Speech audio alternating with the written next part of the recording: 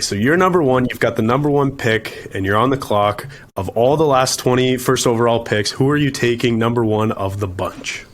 Man, that I was kind of hoping I wasn't going to get number one, because I think this is actually the hardest pick for me. That the first two guys here, flip a coin, I'd be pretty happy. But I'm going to take Crosby. I've got to do it. He's 1.29 points per game or whatever he is at now.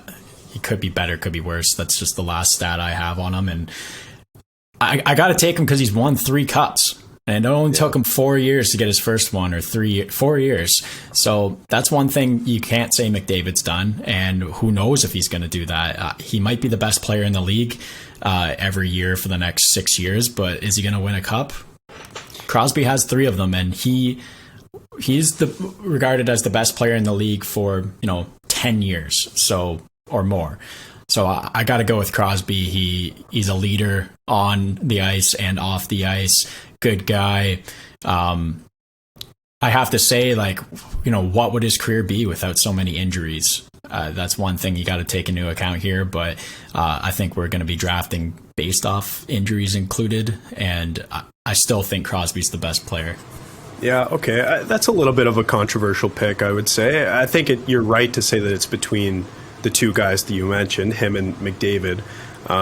But I guess maybe we should clarify before we move on.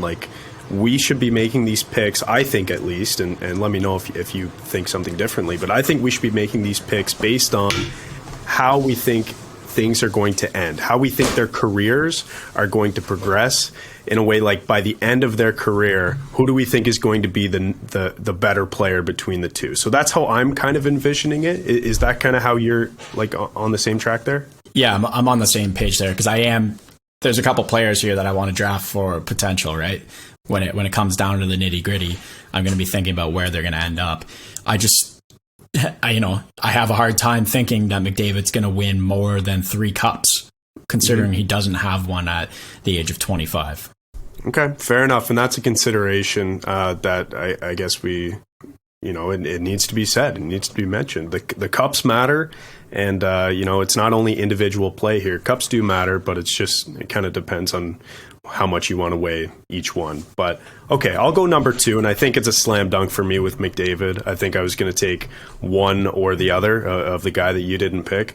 McDavid has just been incredible since he's come into the league. Even in his rookie year, I know he didn't win the Calder, mostly because he was injured, and Artemi Panarin had a great year. But McDavid has just been electric since he entered the league. It's funny, the conversations we have now about things like the scoring title and whatnot. You talk about a player having a really good year, an incredible year, and you can't even say that just alone. You have to mention the fact that he's being compared to McDavid, because you just assume that Connor McDavid is always going to be at the top of the league scoring list, no matter what. He's just automatic. So it's for example, you can say, okay, Kirill Kaprizov, he might have an incredible year. He could win the Hart Trophy, right? Say he gets 95 points and brings Minnesota to a playoff spot.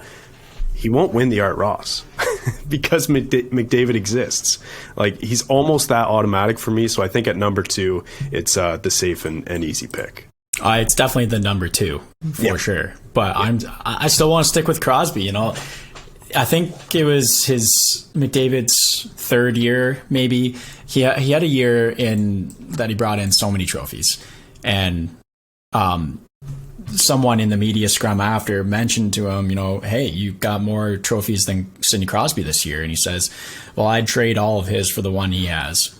Yeah. And it's that's exactly it. I mean, 3 Stanley Cups and 2 Conn Smythes, those are the most important trophies you can get, other than more so than the Ted Lindsay and the Art Ross in my mind, because when you're drafting for your franchise, would you rather draft for the winner or the guy who scores a lot? I know scoring a lot leads to winning, but it hasn't for McDavid yet. I think he'll get a cup before the end of his career. I pray he gets a cup before the end of his year, or at the end of his career. But I just don't see him getting more than 3. Yeah. I mean, these two are going to be tied to each other forever, right? Because they were the two most incredible prospects, two most incredible Canadian prospects, coming out of their draft year. And they both lived up to their potential and then some. You couldn't have asked for anything more from Sid or McDavid. I guess, with Connor, you're expecting some cups in the future. Maybe that'll happen when he signs in Toronto in a couple years. But yeah, those are the number 1 and 2. Let's move on to number 3.